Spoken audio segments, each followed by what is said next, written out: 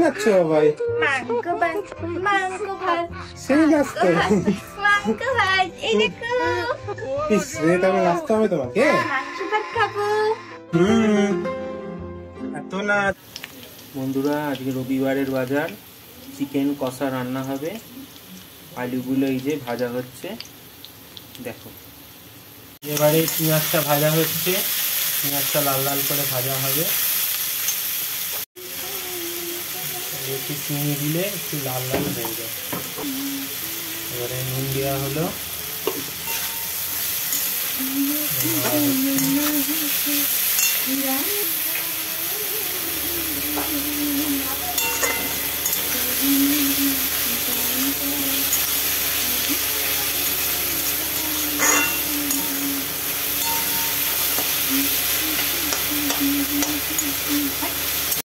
পেঁয়াজগুলো লাল লাল করে ভাজা হয়ে গেছে। এবারে মাংসগুলো এতে ছেড়ে দেওয়া হচ্ছে, এক এক করে মাংস ছেড়ে দেওয়া হচ্ছে। আমরা যে পরিমাণ 1 কিলো মাংস করছি। এইবারে আস্তে আস্তে ভালো করে মিশিয়ে এরকম ভাজা হচ্ছে মাংসগুলো। এরকম ভাজতে থাকলে পেঁয়াজগুলো একদম গলে যাবে, দিয়ে পেঁয়াজের রসটা ভালোভাবে ঢুকে যাবে মাংসের ভেতরে।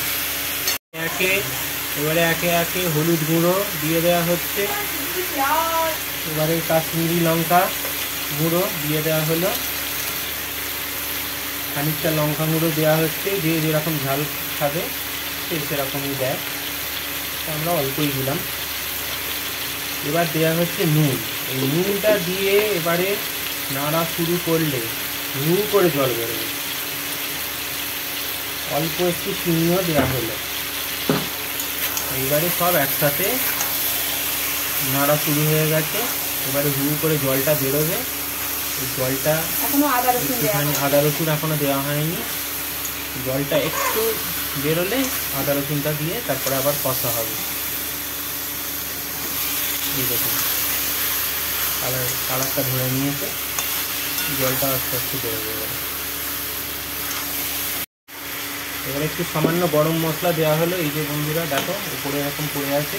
এবারে আদা রসুনের পেস্টটা দিয়ে দেওয়া হবে। এই এবারে আদা রসুন পেস্ট দিয়ে দেওয়া হচ্ছে পরিমাণ মতো, দিয়ে একসাথে কষা হবে। এতে সাধারণত কোনো জল টল পড়ে না, করতে করতেই যা জলটা বেরোয় দিতে হবে।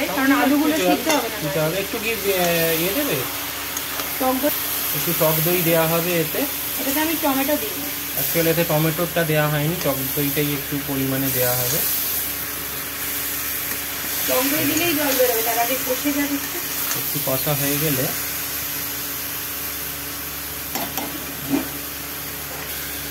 রান্নার আওয়াজটা যা সুন্দর আওয়াজ, গন্ধটা তোমাদের আর শোকাতে পারছি না, আওয়াজটা শুনে মন ভরাতে হবে। তবে রবিবার তো মোটামুটি সবার ঘরেই চিকেনের বিভিন্ন প্রিপারেশন, চিকেন মাটন যে যেটা পছন্দ করে। বাড়ির অনেকেই খায় না। হ্যাঁ, আমরা মটনটা অতটা খাই না, খুবই মাঝে মাঝে। অনেকটাই কষা হয়েছে। এবারে টক দইটা দিয়ে দেওয়া হবে। টক দই সবসময় কমিয়ে দেওয়া উচিত। হ্যাঁ, গ্যাসের ফ্লেমটা কমিয়ে অনেকটা পরিমাণই টক দইটা দেওয়া হলো, দিয়ে এবারে একসাথে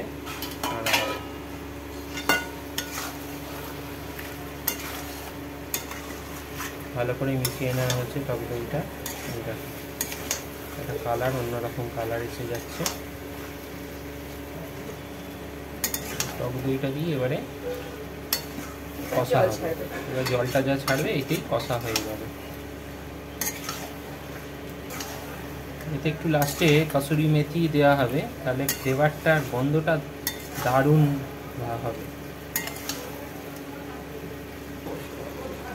আলুগুলোও দিয়ে দেওয়া হচ্ছে, একসাথে কষা হবে, তাহলে ভালো আলুগুলো সেদ্ধ হবে। ফুট ধরে নিয়েছে। এই দেখো কষতে কষতে কতটা জল বেরিয়েছে। দারুণ একটা কালার হয়েছে। এবারে একটু গরম মশলা দিলে একটু কালচে কালারটা এসে যাবে, আরও খুব সুন্দর দেখতে লাগবে এটা।